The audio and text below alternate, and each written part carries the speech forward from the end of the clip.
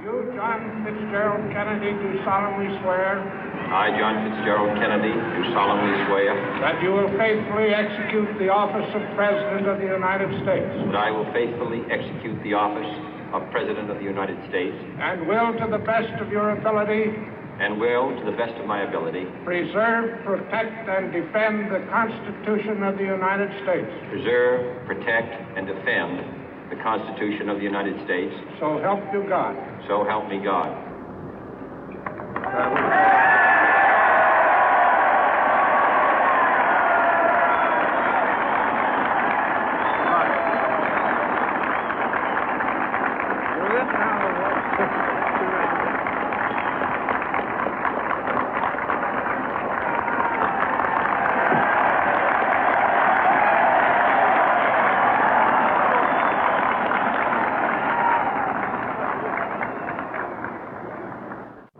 Vice President Johnson, Mr. Speaker, Mr. Chief Justice, President Eisenhower, Vice President Nixon, President Truman, Reverend clergy, fellow citizens.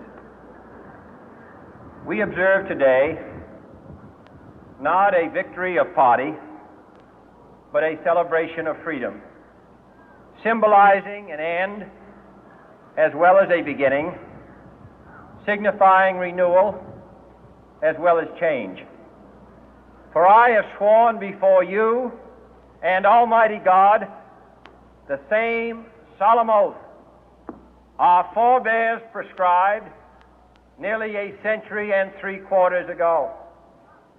The world is very different now, for man holds in his mortal hands the power to abolish all forms of human poverty and all forms of human life. And yet the same revolutionary beliefs for which our forebears fought are still at issue around the globe. The belief that the rights of man come not from the generosity of the state, but from the hand of God. We dare not forget today that we are the heirs of that first revolution.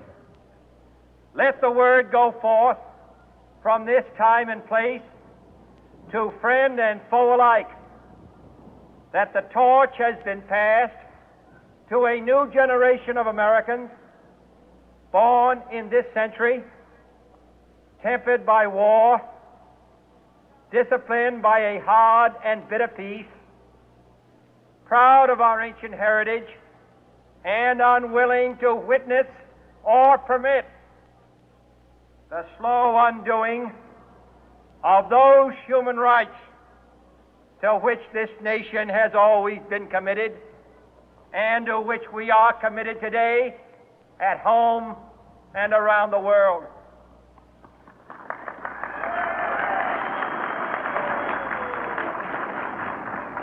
Let every nation know, whether it wishes us well or ill, that we shall pay any price, bear any burden, meet any hardship, support any friend, oppose any foe to assure the survival and the success of liberty.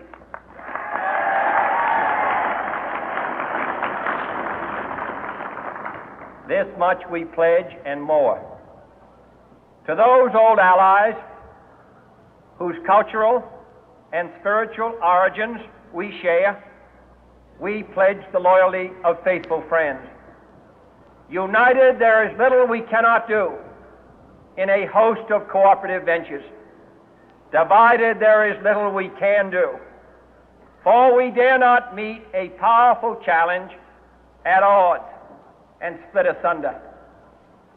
To those new states whom we welcome to the ranks of the free, we pledge our word that one form of colonial control shall not have passed away, merely to be replaced by a far more iron tyranny. We shall not always expect to find them supporting our view, but we shall always hope to find them strongly supporting their own freedom, and to remember that in the past, those who foolishly sought power by riding the back of the tiger ended up inside.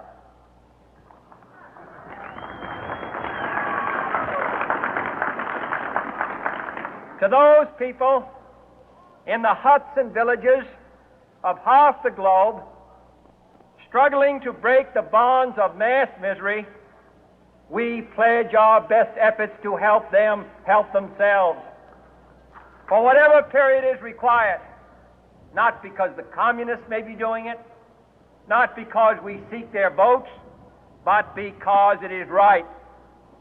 If a free society cannot help the many who are poor, it cannot save the few who are rich.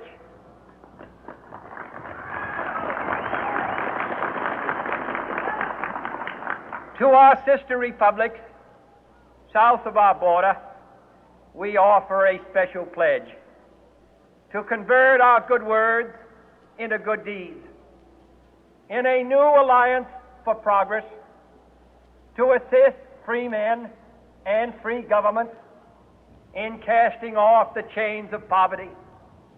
But this peaceful revolution of hope cannot become the prey of hostile powers. Let all our neighbors know that we shall join with them to oppose aggression or subversion anywhere in the Americas. And let every other power know that this hemisphere intends to remain the master of its own house.